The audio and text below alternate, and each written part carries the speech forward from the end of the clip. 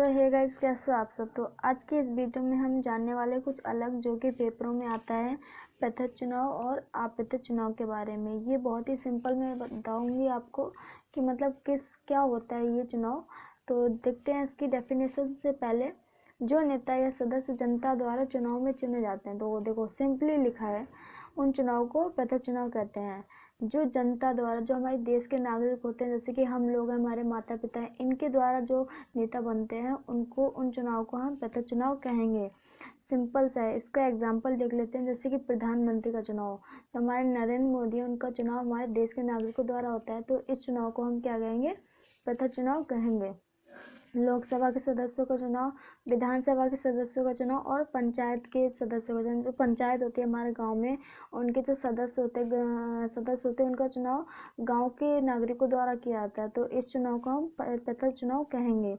And आपको जो विधानसभा के सदस्यों का चुनाव है, जो इसमें जब विधानसभा के सदस्यों का चुनाव हो जाता है, तो ये हमारे राज्यसभा के सदस्यों का चुनाव करते हैं, जिस चुनाव को हम अप्रत्यक्ष चुनाव कहेंगे। तो इसको हम अभी आगे पढ़ेंगे। अब देख लेते हैं हम अप्रत्यक्ष चुनाव के बारे में।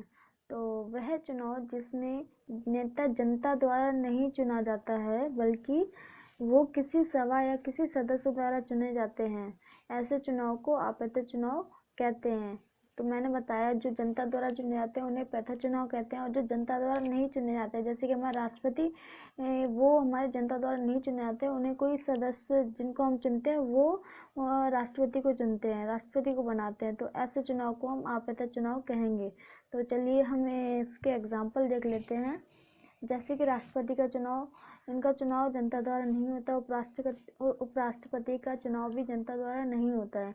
एंड राज्यसभा के सदस्यों का चुनाव, तो इनका चुनाव विधानसभा करती है। जब विधानसभा के सदस्यों का चुनाव हम लोग कर लेते हैं, तब वो उनके जो सदस्य होते हैं वो राज्यसभा के सदस्यों का चुनाव करते हैं, तो इसी चुनाव को हम अप्रत्यक्ष चुनाव कहते हैं। अब देख लेते हैं फोर्थ एग्जाम्पल, जो कि है विधान परिषद का चुनाव।